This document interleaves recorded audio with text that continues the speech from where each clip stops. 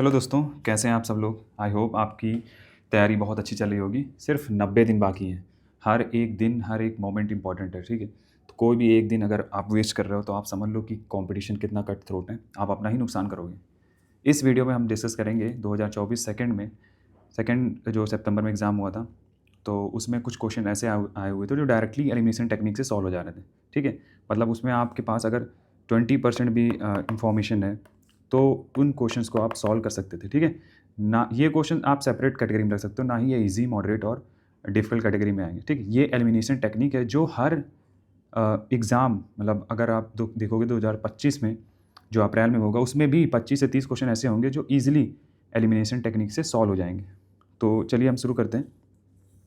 तो ये पहला क्वेश्चन जो है, xylem in the plants are responsible for the transport of, ठीक है। तो अब हम इस क्वेश्चन में देखेंगे सबसे सिमिलर ऑप्शंस कौन से हैं। अगर आपको नहीं मालूम है जाइलम और फ्लोएम का काम क्या होता है, फिर भी आप इसको सॉल्व कर सकते हो।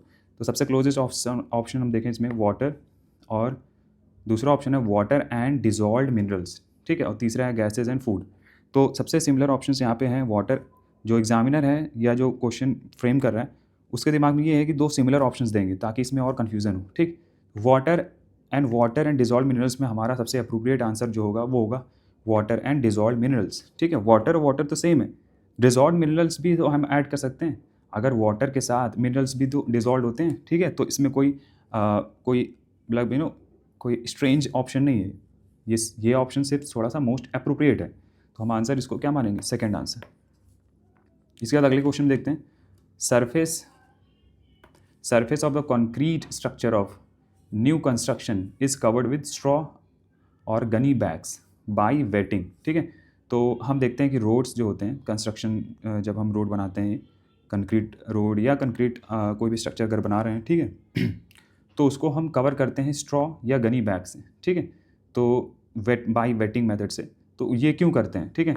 तो सबसे पहली चीज़, इसमें चारों ऑप्शन देखेंगे और एक नज़र से, तो prevent fast evaporation until hydration has proceeded well. ये बहुत ही अच्छा ऑप्शन हो सकता है, आंसर हो सकता है, फिर भी इसको हम आगे बढ़ेंगे देखते हैं। दूसरा ऑप्शन है protect the concrete structure from contamination by dust particles. तो डस्ट पार्टिकल से कंटामिनेशन कोई concrete structure it's not possible. मतलब ये ऑप्शन थोड़ा सा प्रैक्टिकल लग नहीं रहा कि डस्ट पार्टिकल से कैसे कंटामिनेट हो जाएगा, ठीक है। कोई सॉलिड स्ट्रक्चर है, कंस्ट्रक्शन स्ट्रक्चर, ठीक है। Prevent development of any fungus on the surface. Fungus लगना कंस्ट्रक्शन स्ट्रक्चर में, कंक्रीट स्ट्रक्चर में फंगस वगैरह, ये कोई मतलब ये एक माइनर सा एक रीज़न हो सकता है कि फंगस अगर लग रहे हैं तो हम इसको कवर कर रहे हैं, ठीक है। फंगस से इसका कोई लेना देना नहीं है कंक्रीट स्ट्रक्चर में, ठीक। चौथा ऑप्शन है give smoother and cleaner surface over cement structure. तो स्मूदर और क्लीनर सरफेस देने के लिए सीमेंट स्ट्रक्चर पे हम स्ट्रॉ या गनी बैग रख रहे हैं, ऐसा नहीं है। जब हम कंक्रीट स्ट्रक्चर बनाते हैं ऑलमोस्ट उसी समय फिनिशिंग हो जाती है, ठीक। तो अब इसमें पहला ऑप्शन जो था हम देखते हैं, prevent fast evaporation until hydration, ठीक। तो फास्ट इवोपरेशन को रोकना है। सपोज अभी देखो कि जब भी रोड बनता है तो हम पानी भी डालते हैं रोड बनने के बाद। पानी क्यों डालते हैं, ताकि एकदम से ड्राई ना हो। अगर एकदम से ड्राई हो जा रहा है कंक्रीट स्ट्रक्चर तो उसमें क्रैक्स डेवलप हो सकते हैं, फिर से उसके बाद वो टूट जाएगा, ठीक है। तो ड्राइनेस को रोकने के लिए हम क्या करते हैं, उसको हम कवर कर देते हैं गनी बैग से भी, स्ट्रॉ से, ठीक है, ताकि उसमें इवोपरेशन ना हो। इवोपरेशन अगर हो जाएगा तो ड्राई भी हो सकता है, ठीक है। तो हाइड्रेशन बना रहेगा, मतलब हाइड्रेशन मतलब उसमें जो एक मॉइस्चर है, ठीक है, वो थोड़ा बहुत बना रहेगा। तो स्लोली ग्रेजुअल जो वो सॉलिडिफाई होगा तो बहुत ही अच्छा स्ट्रक्चर या कंक्रीट स्ट्रक्चर बनेगा, ठीक। तो इसका आंसर क्या हुआ, पहला ए। अगला क्वेश्चन देखते हैं। ये है एक्सरेज कैन बी यूज्ड, ठीक है। अब देखो यहाँ पर कुछ ऐसे वर्ड्स हैं जिस पे ध्यान देना है। ये ऑफन सही होते हैं, जैसे कैन, मे या इसकी जगह कुड भी आ सकता है, माइट, ठीक है। और इसी समय जैसे एक आ गया प्रमोट, ठीक, प्रमोट हेल्प्स। तो ये जो है ना, ये काफ़ी जनरल वर्ड होते हैं, जनरल, ठीक, स्पेसिफिक वर्ड नहीं, जनरल हैं। और इसमें पॉसिबिलिटी होती है, ठीक, पॉसिबिलिटी होती है। तो इसको हम ज़्यादातर इन वर्ड्स को हम क्या मानते हैं, सही मानते हैं, ठीक। और कुछ ऐसे वर्ड्स होते हैं जैसे एक्सट्रीम वर्ड्स होते हैं, जैसे only, necessarily, mandatory, only, necessarily, mandatory, ठीक है। तो ये एक्सट्रीम वर्ड्स हैं।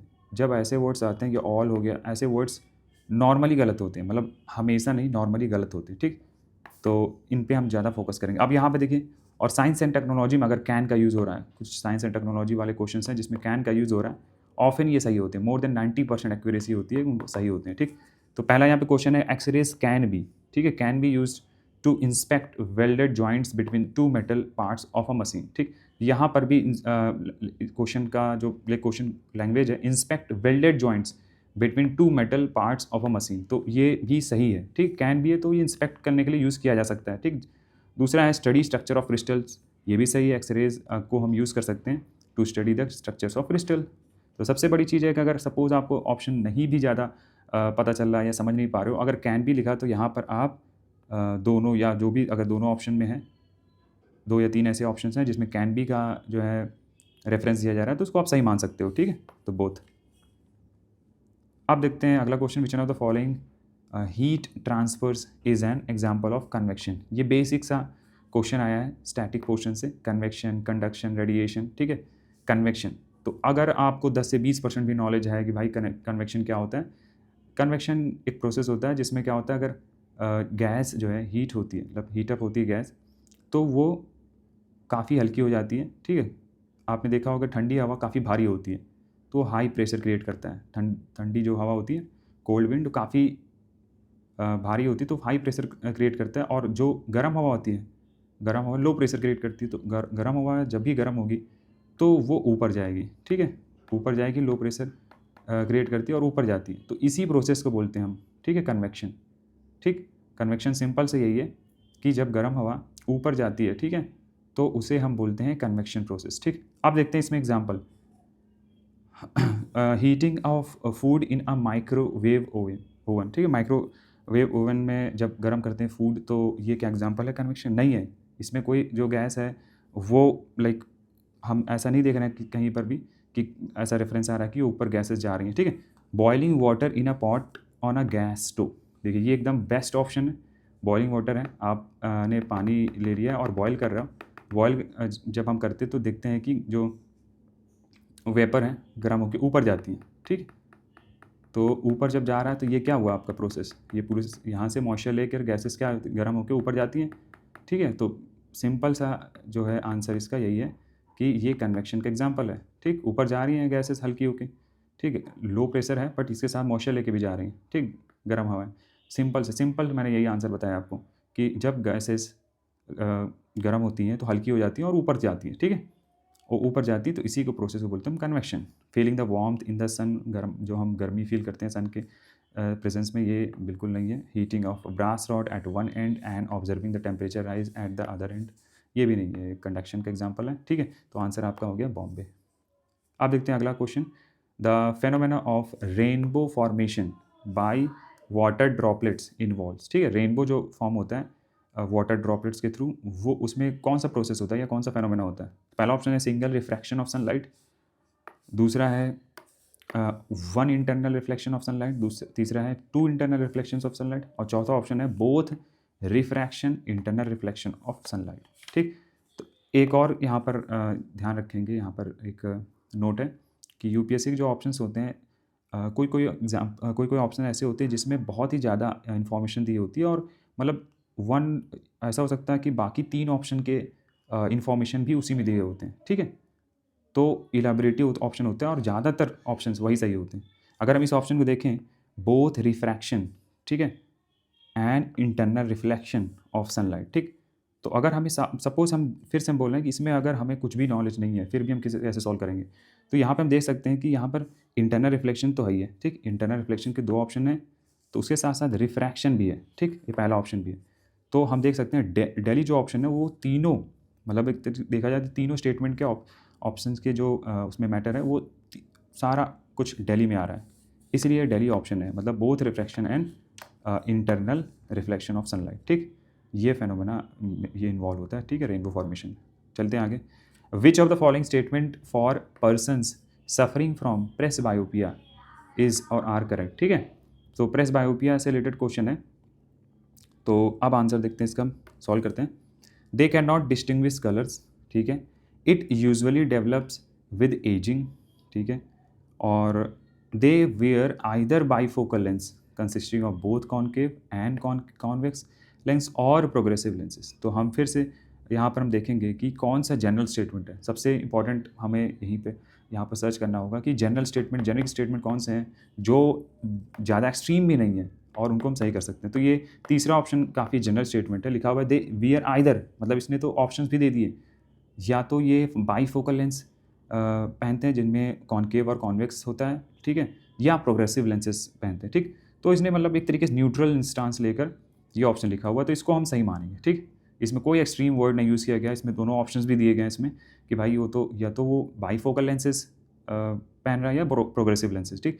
तो अगर हम इसको तीसरे को सही मानते हैं तो ये ऑप्शन कट जाता है, बचता हमारे पास सी एंड डी, ठीक। ये तो 1 या 2 दोनों में कौन सा सही होगा। फिर से हम देखते हैं कि कौन सा सबसे जनरल स्टेटमेंट है। पहला statement they can not distinguish colours, can not जो वर्ड है वो एकदम स्पेसिफिक हो गया, ठीक। और दूसरा statement it usually develops with ageing, ठीक है। तो यूजुअली सबसे पहले यहाँ पे जनरल वर्ड है, जनरल वर्ड है। एजिंग डेवलप्स विद एजिंग, मतलब ये जैसे जैसे हमारी एज बढ़ती रहेगी ये प्रॉब्लम तभी जो है ना अकर होती है। तो ये भी एकदम जनरल स्टेटमेंट है यहाँ पर कि जैसे जैसे हमारी एज बढ़ती रहती है, ठीक। तो यहाँ पे कोई एक्सट्रीम वर्ड नहीं यूज़ कर दिया कि ओनली इस तरीके से, ठीक है। तो ये बहुत ही जनरल स्टेटमेंट और काफ़ी इसको हम आराम से इसको सही मान सकते हैं, ठीक। तो आंसर क्या हो गया हमारा 2 और 3, ठीक। अगले क्वेश्चन चलते हैं। Mission Shakti DRDO of India is related to which one of the following, ठीक। यहाँ पर आपको 2 चीज़ें सिंपल सी मालूम होनी चाहिए, ठीक है। ये क्वेश्चन आराम से आप कर सकते हो अगर आपको सिंपल से ये मालूम है कि DRDO का काम है रॉकेट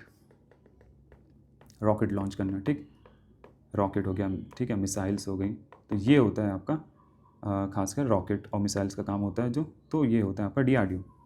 और इसरो का काम होता है सैटेलाइट से रिलेटेड, ठीक है, सैटेलाइट्स को लॉन्च करना, ठीक है। अब हम देखते हैं आंसर इसका। Launch of multiple satellites using a single rocket, ठीक। तो यहाँ पर मल्टीपल जो है सैटेलाइट्स को लॉन्च किया जा रहा है, तो फिर यहाँ पर इसरो का ही ज़्यादा बड़ा काम होगा, ठीक है। लॉन्च ऑफ हैवी सैटेलाइट्स फिर से इसरो का यहाँ काम होगा, ठीक है। और यूज़ ऑफ हाई पावर, अगर मतलब ये स्टेटमेंट सही नहीं है फिर भी यहाँ पे हम बता रहे हैं कि इसरो का काम अगर होता तो इसरो का काम यहाँ पे होता, ना कि DRDO का, ठीक है। Use of high power rockets in launching of satellites, फिर से सैटेलाइट्स को लॉन्च करने के लिए यहाँ पे क्वेश्चन आ रहा है, तो फिर यहाँ पर भी इसरो, ठीक। चौथा ऑप्शन है use of rocket to destroy an orbiting satellite, यहाँ पे कोई भी सैटेलाइट को लॉन्च करने की बात नहीं हो रही है, ठीक है। यहाँ पर ऑलरेडी कुछ सैटेलाइट्स हैं जो ऑर्बिट कर रही हैं, सपोज़ ये अर्थ है, ठीक है, और अर्थ है यहाँ पर सैटेलाइट जो है ऑर्बिट कर रहे हैं, तो अगर अर्थ सरफेस से अगर हमें किसी सैटेलाइट को डिस्ट्रॉय करना है तो कैसे डिस्ट्रॉय करेंगे, तो उस तरीके का जो है मिशन शक्ति में हमने रॉकेट डेवलप किया है कि हम क्या कर सकते हैं, किसी भी सैटेलाइट को डिस्ट्रॉय भी कर सकते हैं, ठीक है। तो यहाँ पर जो यूज़ ऑफ रॉकेट का यूज़ किया गया to destroy the an orbiting satellite, ये आपका आंसर बनता है DRDO का, ठीक। तो ध्यान देंगे जैसा मैंने बताया कि DRDO का काम है सिर्फ रॉकेट और मिसाइल से रिलेटेड, बाकी जो लॉन्चिंग सैटेलाइट ये सारा काम जो होता है वो होता है इसरो का, ठीक। नेक्स्ट क्वेश्चन चलते हैं। नेक्स्ट क्वेश्चन है हमारा वाइब्रेंट विलेज प्रोग्राम, ठीक। इस क्वेश्चन सॉल्व करने से पहले फिर से एक और देखते हैं हम टेक्निक कि 90%, मोर देन 90% जो स्कीम्स होते हैं वो सेंट्रली स्पॉन्सर्ड होते हैं, ठीक है। सेंट्रली स्पॉन्सर्ड स्कीम होती हैं। सेंट्रली स्पॉन्सर्ड स्कीम में क्या होता है कि 60 और 60% जो है उस स्कीम में सेंटर इन्वेस्ट करती है और 40% का कंट्रीब्यूशन होता है स्टेट का, ठीक। ये हो गया आपका सेंट्रली स्पॉन्सर्ड। और अगर सेंट्रल सेक्टर स्कीम हुआ, दूसरी तरीके की स्कीम होती है सेंट्रल सेक्टर स्कीम, ठीक है। इसमें क्या होता है कि सेंट्रल सेक्टर है, मतलब ये इसमें सेंटर का ज़्यादा कंट्रीब्यूशन है अराउंड 90%, और स्टेट या उसका लाइक यूटी का स्टेट का जो कंट्रीब्यूशन होता है वो अराउंड 10% होता है, ठीक है। तो जैसा कि देखा मैंने कि 10% ऐसी स्कीम होती है जो सेंट्रल सेक्टर स्कीम होती है, ठीक है। ठीक है, आप क्वेश्चन देखते हैं। लिखा हुआ है कि vibrant village program is correct, ठीक। तो इसमें लिखा हुआ it is centrally sponsored scheme, पहला ही ऑप्शन आ गया आपका। और तो अब यहाँ पर हमें ध्यान देना है, पहला ऑप्शन तो आ गया है तो इसको हम सही मानेंगे, ठीक। क्वेश्चन यही पूछ रहा है कि करेक्ट कौन सा स्टेटमेंट, बाकी 4 स्टेटमेंट क्या होंगे, रॉन्ग होंगे, ठीक। फिर भी आगे हम देख लेते हैं। अगर सपोज मैंने कहा कि 10% चांसेस फिर भी बनते हैं कि सेंट्रल सेक्टर स्कीम हो सकता है, तो आगे देखते हैं। This programme was launched in 2021। फिर है Arunachal Pradesh, Sikkim and Manipur are the state selected under this scheme. और villages of UP along the Nepal border are selected as flagship villages under this scheme. ठीक है, तीनों ऑप्शन है बट फिर भी हमें 90% है। हम क्योंकि हमें 100% तो टेक्निक सही होती नहीं है, तो हम इसको पहला ही ऑप्शन सही मान के चलेंगे। ठीक, तो फिलहाल ये क्वेश्चन वैसे सही है बट हम इसी टेक्निक को फॉलो करेंगे। ठीक है, चलते अगले क्वेश्चन में। अगला क्वेश्चन है, who among the following stated that कि a just society is that society in which ascending जो sense of reverence and descending sense of contempt is dissolve into the creation of compassionate society। ठीक, एक ऐसी अच्छी society, मतलब just society मतलब बोला जा रहा है कि अच्छी सोसाइटी कौन सी है, जहाँ पर जो लिखा ना असेंडिंग सेंस ऑफ रेवरेंस, अब असेंडिंग सेंस ऑफ रेवरेंस की बात कर रहा है यहाँ पे, और डिसेंडिंग सेंस ऑफ कंटेम्प्ट की बात कर रहा है कि जहाँ पर अगर ये सारी चीज़ें होती हैं, डिसेंडिंग सेंस ऑफ कंटेम्प्ट और डिज़ॉल्व, दोनों डिज़ॉल्व होके किस में बनता है, एक क्रिएट होता है एक आपका कंपैशनेट सोसाइटी।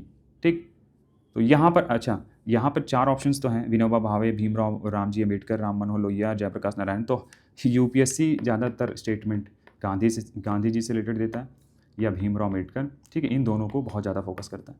और भीमराव अम्बेडकर हमने देखा सोसाइटी के ऊपर उन्होंने काफ़ी जो है बात बोली है कि सोसाइटी कैसी होनी चाहिए। ठीक है, और अनटचेबल से रिलेटेड, तो सोसाइटी पे ज़्यादा उन्होंने फोकस किया है कि कंपैशनेट सोसाइटी होनी चाहिए towards compassion towards the all the all the class of people, like all the class like towards all the people irrespective of any class creed। ठीक है, तो यहाँ पर हम क्या आंसर मार सकते हैं। ठीक है, तो यहाँ पर सबसे इम्पॉर्टेंट ऑप्शन हमारे लिए क्या हो सकता है, वो हो सकता है भीमराव रामजी अम्बेडकर। ठीक, तो इस स्टेटमेंट को पढ़कर अगर हमने ये मारा है भीमराव रामजी अम्बेडकर, तो ये सही है। ठीक है, तो यहाँ पर अगर ऐसे स्टेटमेंट आते हैं, देखो यहाँ से फीलिंग भी आ रही है कि कंपैशनेट सोसाइटी के बारे में बात हो रही है कहीं ना कहीं। ठीक, जस्ट सोसाइटी के बारे में, जस्ट सबसे बड़ा देखो यहाँ पर लिखा जस्ट सोसाइटी, हमेशा जो है भीमराव अम्बेडकर जी ने जस्ट सोसाइटी की डिमांड की। ठीक है, जो डिस्क्रिमिनेट ना करे, ठीक, अनटचेबल्स या दलित्स के खिलाफ, तो वैसी सोसाइटी की डिमांड हमेशा से भीमराव अम्बेडकर जी ने की है। ठीक, नेक्स्ट क्वेश्चन चलते हैं। अब आता है अगला question, which of the following statement with regard to Shanghai cooperation organization is correct. ठीक, एससीओ के बारे में आया हुआ है, तो official languages of SCO are Russian and Chinese. दूसरा ऑप्शन है SCO enjoys observer status in the general assembly. देखो ऑब्जर्वर क्या है, एक जनरल वर्ड है। ठीक है, जनरल वर्ड है, तो ये ऑब्जर्वर जो स्टेटस है एससीओ वो एंजॉय कर सकती है यूएन जनरल असेंबली। ऑब्जर्वर का मतलब कोई एक्सट्रीमली सिर्फ ऑब्जर्व करने के लिए, मतलब कभी भी अगर यूएन जनरल असेंबली चल रही तो वो एससीओ के जो मेंबर्स हैं या ऑब्जर्व कर सकते हैं कि क्या क्या चल रहा है यूएन जनरल असेंबली में। ठीक है, तो कोई बड़ा एक स्टेटस नहीं होता ऑब्जर्वर, तो ये हो सकता है। तो दूसरा का स्टेटमेंट सही है, तो पहली बात तो ये स्टेटमेंट जो है पहला और दूसरा ये गलत हो जाता है, हमारे पास बचता है 1 and 2, 2 and 3। ठीक, तीसरा स्टेटमेंट है एससीओ कंसिस्ट ऑफ 13 मेंबर्स। अब देखो सबको पता है कि एससीओ का अराउंड अभी करंटली 10 मेंबर हैं। ठीक, तो यहाँ पर ध्यान देना होगा कि शायद ये बेलारूस जो है वो लेटेस्ट मेंबर है, तो 10 की जगह 13 दिया हुआ है। ठीक, ऑफन क्या हो सकता है कि मेंबर्स में ज़्यादातर मतलब देखता हूँ कि यूपीएससी गलत भी करती है, बट इतना सिंपल ये बेसिक इन्फॉर्मेशन तो होनी चाहिए। ठीक है, तो ये आंसर आपका क्या बन जाता है, 2 and 3। ठीक,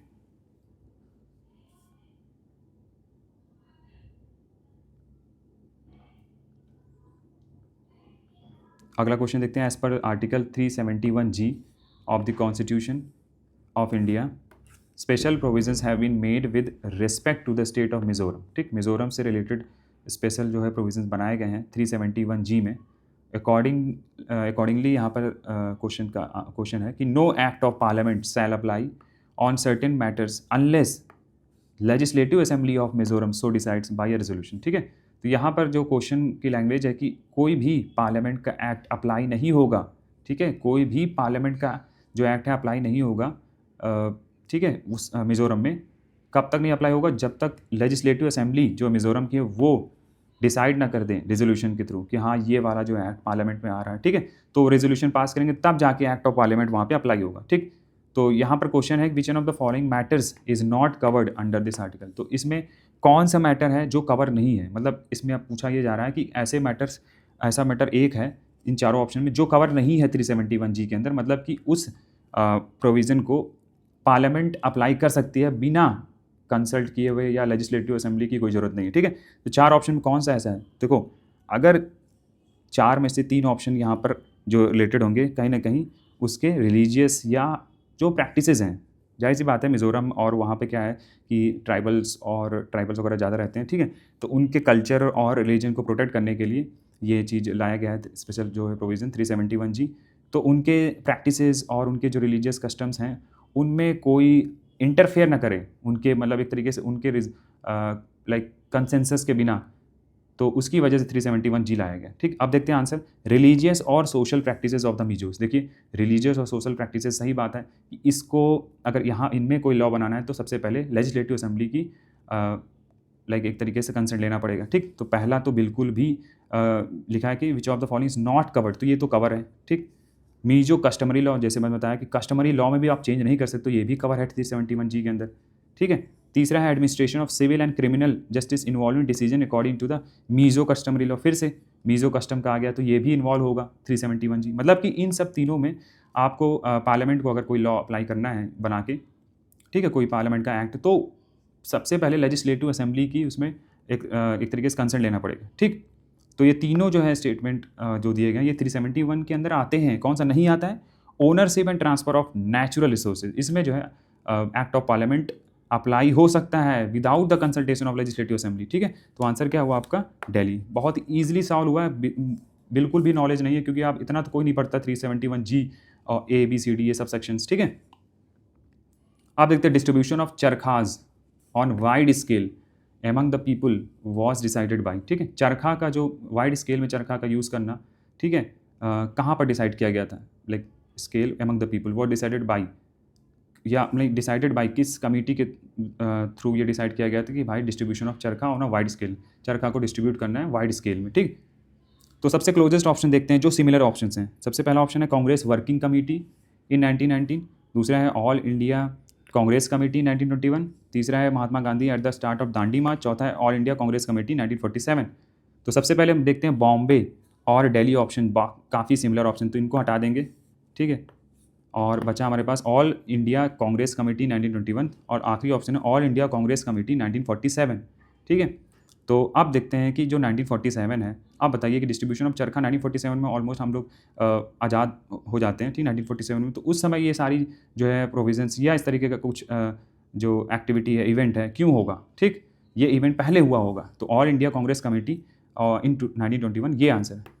एक बार ध्यान रखेंगे कि ये सारे जो क्वेश्चन हम सॉल्व कर रहे हैं, अगर जिसको आता है तो एग्ज़ाम में, तो वो तो अपना नॉलेज को यूज़ करेगा। ठीक है, जिसको सपोज करिए कि ऐसा क्वेश्चन आया हुआ है और वहाँ पे स्टक हो गया, आपके पास नॉलेज काम नहीं कर रही, तब इस तरीके के जो है टेक्निक को यूज़ किया जाएगा। ठीक है, ये लास्ट जो है एक तरीके से वेपन होता है, मतलब सबसे पहले जो आपको आता है, आपकी नॉलेज जितनी है उनका यूज़ करके आपको आंसर निकालना है। ठीक, ऐसा नहीं कि स्टार्टिंग में ही तुरंत जो है यूज़ करना है, ये स्टार्ट कर दिया, बिल्कुल गलत हो जाएगा, सब आप बिल्कुल गलत कर दो एग्ज़ाम को। ठीक, आगे देखते हैं। Consider the following statement about the condition of widows in the 18th century India. ठीक, विडोज़ की कंडीशन से रिलेटेड 18th सेंचुरी में स्टेटमेंट आया हुआ है।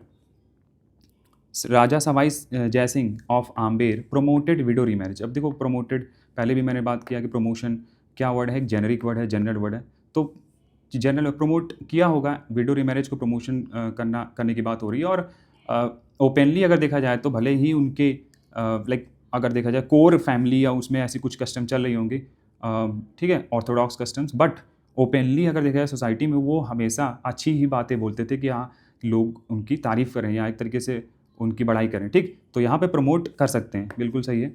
आप पहला अगर सही है तो ये स्टेटमेंट गलत हो जाता है। देखिए क्वेश्चन को सॉल्व करने की टेक्निक ये भी याद रखना कि पहला अगर सही तो इसको स्टेटमेंट काटिए आप।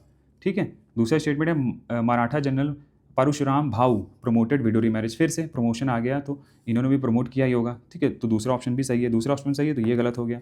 अब बचा आपके पास 1 2 1 2 3। राजा राम मोहन रॉय अपोज सती। अब राजा राम मोहन ने तो फर्स्ट मॉडर्निस्ट बोला जाता है और इन्होंने बहुत ही ज़्यादा जो है एक पहले इंसान थे इंडिया की तरफ से जिन्होंने सोशल रिफॉर्म मूवमेंट स्टार्ट किए थे। ठीक है, और सती के स्पेसिफिकली सती पे ज़्यादा फोकस किया था कि सती को अपोज किया जाए। ठीक, तो ये भी सही है। ठीक, तीनों स्टेटमेंट सही है। आगे क्वेश्चन देखते हैं। Consider following statement about the ancient Hindu metal images in India. ठीक, ancient Hindu metal images in India के से रिलेटेड ये क्वेश्चन आया हुआ है। ठीक है, आप देखते हैं। चोला जो पीरियड है is well known for the aesthetic and technical fineness of its metal sculptures. ठीक है, देखो चोला जो पीरियड है वो काफ़ी ज़्यादा इसमें लाइक टेम्पल पे फोकस करते थे, इनका जो है अटेंशन रहता था, बड़े बड़े टेम्पल्स वगैरह बनाते थे, ठीक है, Dravidian structure type temple, Dravidian type temple. तो ये स्टेटमेंट भी आप देखोगे तो बहुत ही जनरल स्टेटमेंट है, कोई भी एक्सट्रीम वर्ड्स नहीं यूज़ किए जा रहे हैं। देखिए, Chola period is well known for the aesthetic, ठीक है, खूबसूरती और technical finance of its metal sculpture के लिए जाने जाते थे, ठीक है, बिल्कुल इसमें कोई कन्फ्यूज़न नहीं है, डाउट नहीं है। ठीक है, दूसरा स्टेटमेंट है iconography and style of Chola metal images were similar to those of their stone counter parts, ठीक है। तो अगर देखा जाए तो यहाँ पे बताया जा रहा है कि जो चोला इमेजेस, मेटल इमेजेस हैं, वो काफ़ी हद तक बताया गया कि सिमिलर थे देयर स्टोन काउंटर पार्ट्स, ठीक है। कोई भी मतलब जो इनके काउंटर पार्ट्स में जो स्टोन्स इमेजेस थे उसके बहुत ज़्यादा सिमिलरिटी दिखती थी जो आइकोनोग्राफी और style of Chola metal images, तो बिल्कुल ये भी सही मान सकते हैं, ठीक। देखो, इतना डिटेल में किसी को मालूम नहीं होता है, स्टेटमेंट काफ़ी जनरल है, इसमें कोई एक्सट्रीम वर्ड नहीं यूज़ किया गया, word similar to those of, ठीक है, सिमिलर मतलब मिलते जुलते हैं, ठीक। तो ये भी आपका सही स्टेटमेंट। तो यहाँ पर क्या हुआ, बोथ 1 and 2। अगला क्वेश्चन है अंतरिया, ठीक है। Antariya was a garment worn by people during the Mauryan period, ठीक। अब देखिए, ये वर्ड जो आया है अंतरिया, ये वर्ड जो आया है, आप अगर हिंदी में आप देखोगे तो लिखा रहेगा अंतर, अंतरिया, ठीक है, अंतर, ठीक है। तो अंतर मतलब जो अंदर एक तरीके से पहना जाने वाला गारमेंट है, ठीक है। अगर हम चारों ऑप्शन को देखें तो 4 ऑप्शन हैं। Unstitched length of cloth draped around the body, body के चारों तरफ पहनना, ठीक है, ये जो लेंथ ऑफ क्लोथ है ड्रैप्ड हम जो पहनते हैं, ठीक है। या sewn garment consist of sleeved tunic, sleeved tunic, ये गारमेंट ऐसा गारमेंट स्वेन गारमेंट की बात कर किया जा रहा है जो जिसमें स्लीव ट्यूनिक है, ठीक है। तीसरा है a head covering use exclusively by women, ठीक है, ऐसा जो हेड में ये पहना जा रहा है, ये अंतरिया की बात बोलें, जो सिर्फ वुमेन के द्वारा पहना जा रहा है। देखिए, इसमें कहीं भी कोई ऑप्शन में ऐसा नहीं आ रहा कोई अंदर के बॉडी पार्ट, मतलब एक तरीके से अंदर के बॉडी पार्ट्स मतलब अंदर इंटरनल या इंटरनल स्ट्रक्चर जो बॉडी का होता है उसमें ये पहने जाने वाला जो है ऑप्शन कोई भी नहीं है अभी तक हमें मिला है। चौथा ऑप्शन देखते हैं, made of strips sewn together tied at the waist with a cord. देखो, वेस्ट आ गया यहाँ पे, जो हमारा वेस्ट होता है थोड़ा अंडर का पार्ट होता है, ठीक। बाहर का जो सारे जो ऑप्शंस में एक ही ऑप्शन आप देखोगे जो एक अंदर या जो अंदर स्ट्रक्चर होता है बॉडी स्ट्रक्चर, उसकी बात की गई, वेस्ट की बात की गई, ठीक। तो यहाँ पे देखिए पॉसिबिलिटी तो कुछ भी हो सकती है, बट फिर भी इन जो है क्वेश्चंस को हम रूट इनके जो शब्दों से ही मतलब इनको सही कर सकते हैं, ठीक है। अंतरिया को अंतर से हमने यहाँ पे 100 किया। अब ये सही भी स्टेटमेंट है, ज़्यादातर स्टेटमेंट ऐसे सही हो जाते हैं, ठीक है। काफ़ी डिफिकल्ट क्वेश्चन होते हैं, ये बहुत ही डिफिकल्ट में आते हैं, ठीक है, क्योंकि इस तरीके से कोई भी पढ़ नहीं पाएगा कि भाई ये जो चीज़ें हैं जो मॉडर्न पीरियड में एक्चुअली क्या सिग्निफाई करती थी, ठीक है। तो इनको वर्ड्स को ही अगर हम तोड़ के अगर समझें तो सही कर सकते हैं, पॉसिबिलिटी हो सकती है, ठीक। अगला क्वेश्चन देखते हैं, consider following statement with reference to Utpal dynasty of Kashmir, ठीक। तो दोनों स्टेटमेंट देखें, Avanti Varman the founder devoted his energies to the economic upliftment of this subject, ठीक। देखिए, यहाँ पर ये जो आगे का स्टेटमेंट है, devoted his energies to the economic upliftment of his subject, ये तो इतना तो सही है। अब ये अवंती वर्मन फाउंडर हैं उत्पल डायनेस्टी के नहीं है, ये क्वेश्चन मार्क है, ठीक है। तो आगे देखते हैं, Avanti Varman period in Kashmir is known for the engineering operations under his minister Surya resulting in the enormous increase of grains and fall of the price. देखिए, यहाँ पर फिर से क्या है कि दूसरा स्टेटमेंट ने इसको प्रूव कर दिया है कि हम इसको लाइक सही मान सकते हैं, ठीक, क्योंकि दूसरे स्टेटमेंट में भी अवंती वर्मन के बारे में बात किया जा रहा है। और ज़्यादातर ऐसा होता है कि अगर दूसरा स्टेटमेंट भी रूलर जो रूलर के बारे में बात किया जाए जो फर्स्ट में भी है, तो ये क्या माना जाता है, ये सही माना जाएगा, ठीक है। तो पहले को भी हम सही माने। अगर सपोज कि अवंती वर्मन की जगह कोई और जो है रूलर का जो है नाम होता तो शायद हम कन्फ्यूजन में होता और ये एलिमिनेशन टेक्निक से बाहर हो जाता क्वेश्चन। बट यहाँ पे सेकंड ऑप्शन भी अवंती वर्मन के बारे में बात हो रहा है, इसका मतलब फर्स्ट भी कहीं ना कहीं इसी के बारे में बात किया होगा, ठीक है। Founder devoted his economic upliftment, ठीक। और बाकी जो स्टेटमेंट है ये तो बाकी जनरल स्टेटमेंट है, operation under his minister Surya resulting इन नॉर्मस इंक्रीज, ठीक। तो दोनों स्टेटमेंट सही है। ये फिर से याद रखना है, सेकंड स्टेटमेंट अगर फर्स्ट वाला स्टेटमेंट की तरह है तभी फर्स्ट स्टेटमेंट सही होगा, ठीक है। अब आगे आते हैं, रिगार्डिंग रिवर्स ऑफ इंडिया, ठीक, rivers of India, Barak river the head stream of the मेघना rises in the hills of Meghalaya, ठीक। अब Ghaggar river does not drain out to the sea and gets lost in the Rajasthan desert. तीसरा statement, Puthimari and Manas are important tributaries of Brahmaputra. देखिए, एकदम simple सा, अगर 10 से 20% भी नॉलेज है किसी को तो सबको पता रहता है भाई कि मानस जो है वो ब्रह्मपुत्र की ट्रिब्यूटरी है, इतना तो बेसिक मालूम है। मतलब ये भी आपको नहीं मालूम है, ये भी नहीं मालूम है, पर ये जरूर मालूम होगा कि हाँ भाई, मानस जो है वो ब्रह्मपुत्र ट्रिब्यूटरी। तो मतलब, और ये भी ध्यान रखना है कि ज़्यादातर देखा गया 90 to 95% ये चीज़ सही हुई है कि अगर दो दो कोई फैक्ट्स दिए गए हैं किसी स्टेटमेंट में, ठीक, अगर एक सही है ना, दूसरा भी सही माना जाता है। ठीक, पुथिमारी अगर नहीं भी पता है, अगर मानस पता है, अगर ये सही ना, तो ये भी आपको सही मान लेना होगा। ठीक, तो अगर तीसरा स्टेटमेंट सही है तो ये भी गलत हो गया, ये भी गलत हो गया, ये आंसर आ गया। ठीक, आते हैं नेक्स्ट क्वेश्चन में।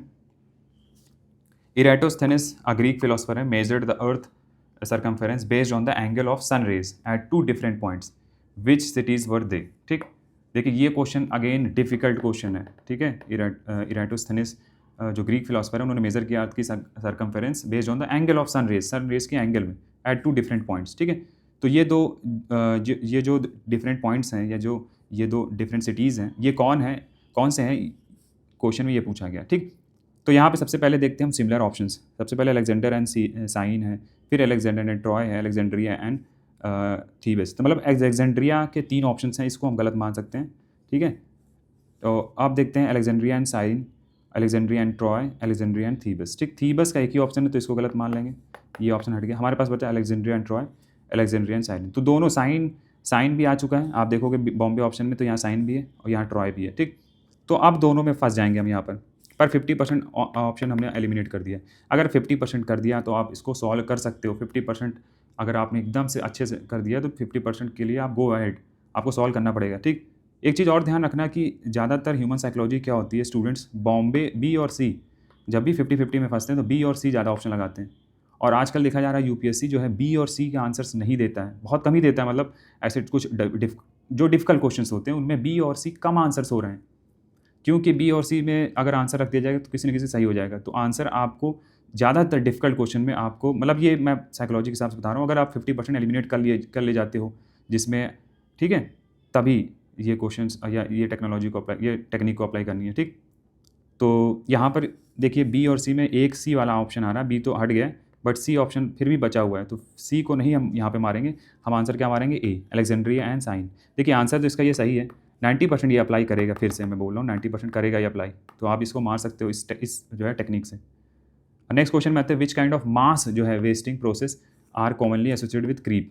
ठीक, क्रीप से कौन सा जो है process, mass wasting process associated है। तो सबसे पहले फिर से हम देखते हैं स्लो करके 3 ऑप्शंस हैं, तो अब इसको गलत मान लेंगे।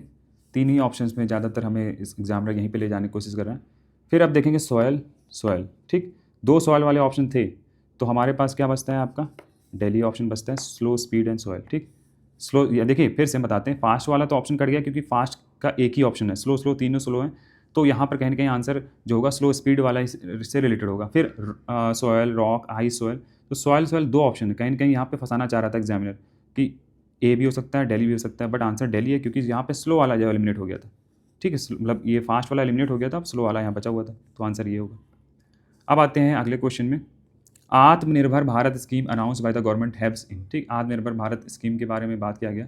ठीक है, तो enhancing India's manufacturing capabilities and exports across the industries. ठीक है, जनरल स्टेटमेंट इन्हांस करने की बात हो रही।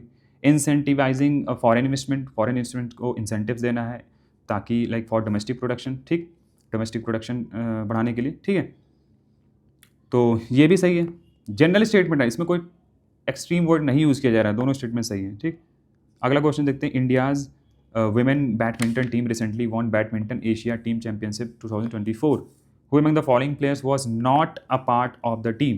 ठीक है, इसमें से कौन पार्ट नहीं था टीम का। ठीक है, तो ऑप्शन देखते हैं, पीवी सिंधु, ट्रेसा जॉली, अनमोल खार्ब, साइना नेहवाल। देखिए अगर सिंपल, अगर थोड़ी बहुत भी कोई अगर न्यूज़ फॉलो करता है, स्पोर्ट्स के बारे में थोड़ा बहुत इंटरेस्ट है, अगर ये क्वेश्चन नहीं भी पता है तो भी कैसे इसको क्वेश्चन सॉल्व कर सकते हैं। भाई 2024 की बात हो रही है, साइना नेहवाल 3-4 साल हो गए हैं उनको बैडमिंटन छोड़े हुए। ठीक है, कभी आपने 3-4 साल से इनको नहीं देखा होगा जो है खेलते हुए, तो ये आंसर आप साइना नेहवाल मार सकते हो।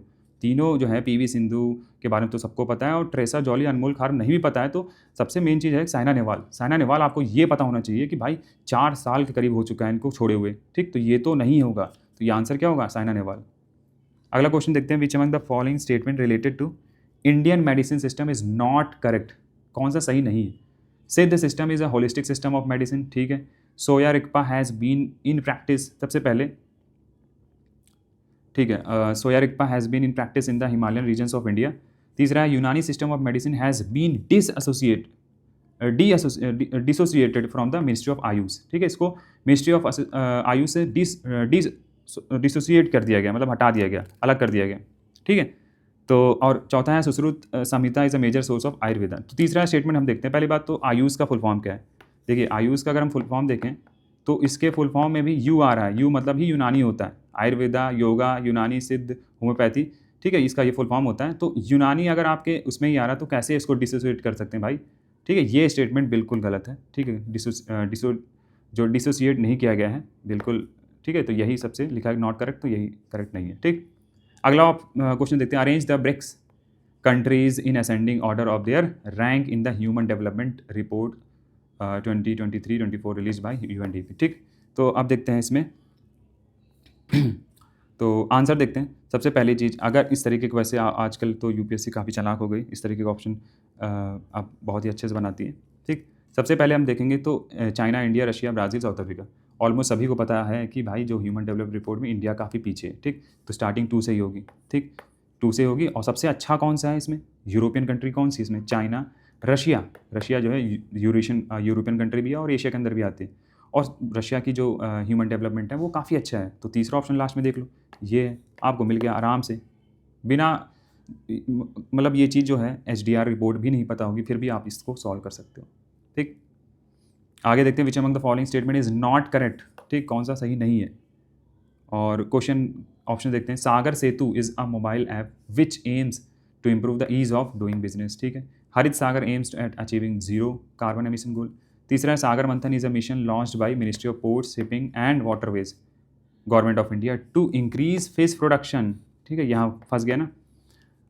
देखिए Sagar Manthan is a mission launched by ministry of ports, shipping, ठीक है, इस मिनिस्ट्री ने लॉन्च किया, बट पर्पस क्या है, टू इंक्रीज फिश प्रोडक्शन। भाई सागर मंथन की बात हो रही है, ठीक, सागर मंथन, आप सागर मंथन मतलब कहीं ना कहीं ओशन में आप मंथन करने का मतलब है कुछ ना कुछ निकाल रहे हो, ठीक, ओशन के अंदर से, ठीक है। सागर मंथन का, मंथन में हमेशा देखते हैं ना नीचे से जो है, अगर सबको कुछ थोड़ा बहुत भी अगर ये याद होगा थोड़ा सा, जी मंथन हुआ था तो मंथन में अमृत निकला था, तो वो भी नीचे से काफ़ी निकाला गया था वो चीज़, ठीक है। तो नीचे से क्या निकलते हैं, पॉलीमेटेलिक नोड्यूल्स, ठीक है, या मिनरल्स, हम सिंपल भाषा में बोलें तो मिनरल्स निकाले जाते हैं, ना कि फिश प्रोडक्शन के लिए नहीं था, ये इंक्रीज फिश प्रोडक्शन के लिए नहीं था, ये मिनरल्स वगैरह निकालने के लिए ये सागर मंथन चालू किया गया, ठीक है। तो इसमें पूछा गया जरा नॉट करेक्ट, तो ये सही नहीं है, ठीक। चौथा ऑप्शन देख लेते हैं। वैसे Costa Serena is the first international cruise liner, ठीक है, चौथा अगर नहीं भी पता, बट यहाँ पर बहुत ज़्यादा ब्लंडर है कि इंक्रीज फिश प्रोडक्शन नहीं होगा, ठीक। और तो ये यहाँ तक आपका जो है कंप्लीट हो गया। 24 से 25 क्वेश्चन थे जो आसानी से, मतलब विदाउट मच नॉलेज आप सॉल्व कर सकते हो। इसके बाद एक नेक्स्ट वीडियो बनाऊंगा जिसमें हम बताएंगे कि कौन कौन से इजी क्वेश्चंस थे और मॉडरेट और डिफिकल्ट क्वेश्चन, और कुछ क्वेश्चन को सॉल्व भी करेंगे। Thank you.